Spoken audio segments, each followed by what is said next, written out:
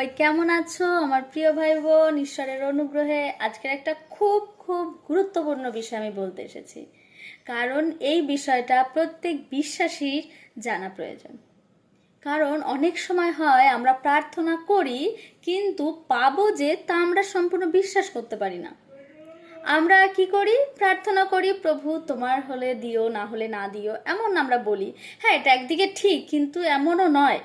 Bible বলছে, আমরা যদি দেখি মার্ক তার 11 অধ্যায় 24 পদ, সেখানে বলছে, এর জন্য আমি তোমাদের কাউকে বলি, যাহা কিছু তোমরা প্রার্থনা করো বা যাঞ্চা করো, বিশ্বাস করিও যে তাহা পাইয়াছ, তাহা তোমাদের জন্যই তাহাই হইবে। আমরা যদি বিশ্বাস করি আমরা পেয়ে গেছি যেটা আমাদের প্রয়োজন, এমন নয় আমার কিছুই প্রয়োজন না, আমি ভাবছি আমি ফ্লাইটে চড়ছি, এমন নয়।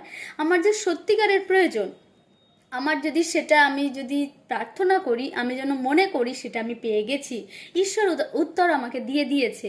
যদি আমরা এমন ভাবি, তাহলে সেই আশীর্বাদ, আমার যা সত্যিকারের প্রয়োজন, ঈশ্বর আমাদেরকে দিয়ে দিয়েছে। সবাইকে জয় যিশু।